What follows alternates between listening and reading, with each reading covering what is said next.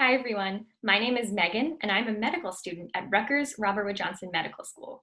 This is how to be a super friend at home. Today, we are going to learn about Down syndrome. And to get this video started, we're actually going to hop to another video on YouTube, a read aloud. So if you want to watch this read aloud with me, all you have to do is go to YouTube, and at the top search bar here, you're going to type in 47 strings Tessa special code. And this is the first video that will come up. So click on this. Now it is a teacher reading it to her class, so the actual story starts at about 1 minute and ends about 4 minutes and 40 seconds. So it's not too long, but I hope that you'll like it. And come back here and talk about it with me when you're done. I'll be waiting. Okay, everyone, so I hope that you enjoyed that story. One thing that I liked about this story is that other than me telling you that we're going to be learning about Down syndrome, we didn't learn right away that Tessa has Down syndrome. We learned that she's a sister. We learned that she loves her brother. We learned that she has blue eyes and brown hair. And yet it's not until a few pages in that we hear that she has Down syndrome. And that's something important, I think, for us to remember. It's important for us to know that while Tessa does have Down syndrome, it's not the only thing about her. It's certainly not the only thing about her that makes her unique, special, and a great sister. It's just something that she was born with. So I hope that you liked it. And there are some other books you can find about Down syndrome online or in your library when they open up again. But now I thought we could talk a little bit more about the title and why it's called 47 Strings Tessa Special Code. Because I know for me, when I hear special code, I think of a password, or I think of something in my computer that helps it run. And why are there strings being talked about in this story? Well, that's because we're talking about Down syndrome here, right? And someone with Down syndrome is born with 47 chromosomes. And what's a chromosome? A chromosome is just part of our cells in our body. So every single body, every single person, every single tree that you see outside, all the spiders you see, cats and dogs, anything that's alive is made up of cells. And inside the cells are chromosomes. And the chromosomes are made up of DNA. And really, DNA is just our special code, because our chromosomes, they tell humans what color hair they will have, what color eyes they will have, how tall or short they will be. In a tree, the genetic information, the chromosomes, that can decide how tall that tree will grow, what color flowers it will have, how big and strong the green leaves are. You get the idea. So a chromosome is really a special code, and it makes up all of our physical traits, why we look the way that we do.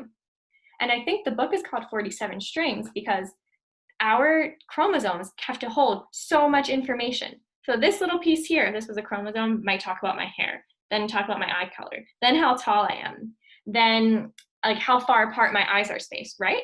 So there's so many things that it has to code for. It has to code for my 10 toes, my 2 legs, all of these things. So in the body, it would be kind of crazy if the chromosomes were just loose like this. So at certain times, the chromosomes actually kind of fold up on themselves, and they're very tight, holding up all our information. They're really awesome. And when you get to middle school, for sure, you'll start to learn about chromosomes more and how they're passed on from parents to children. They're pretty awesome. So in Tessa's case, with Down syndrome, she has 47 chromosomes. It's just what she was born with. She can't control it. It's not something that other people can catch. It's not a sickness at all. Really, it's just what she was born with. While you and I, we have 46 chromosomes. And Tessa's 47 chromosomes, again, they code for what makes her who she is. So they code for her blue eyes that we mentioned before, her brown hair. They also can code for things like how tall or short she will be. So people with Down syndrome tend to be a bit on the shorter side. And people with Down syndrome also may have trouble hearing. So that's in her special code too. So the symptoms of Down syndrome are in her special code, just like how her eye color and hair color are in there as well. I hope that you like learning a little more about chromosomes. And now we're going to watch a second video together. This video is awesome because it shows 6 different people. 3 of them have Down syndrome and 3 of them do not. And they're friends. So not only are we able to learn about Down syndrome, but we are also able to see friendships. And we can see that someone with Down syndrome does not only have to be friends with someone who has it. They can be friends with anyone, whether they have a disability or not. And through this video, we can see all the different interests of the people with Down syndrome and their friends and how they get along. So if you want to go back to YouTube, this is what you are going to do. So let me pull it up here. So you're just going to go back to YouTube, and in your top search bar, you're going to type in "just like you, Down syndrome." And the first video that pops up comes from the Down Syndrome Guild of Greater Kansas City. And it is 13 minutes long, so you don't have to watch the whole thing, but I think it's an awesome video. And it'll kind of cover some of the things that I mentioned before about chromosomes and why someone with Down syndrome tends to be on the shorter side. It's really very cool. So go ahead and watch it, and I'll be here. So did you enjoy that video? I really liked seeing all the different friendships. And I hope that this video inspires you, that you can be friends with someone who's different than you. You can be friends with someone who has Down syndrome. You can be friends with someone that has different color skin than you, different color eyes, lives in a different part of town. You can be friends with anyone, as long as you're both willing to be kind to each other, to be patient with each other, to play together nicely. There's really no reason why you can't be friends with someone who's just a little different than you.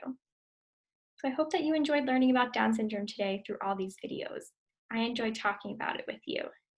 And I'll catch you next time on how to be a super friend at home. Bye!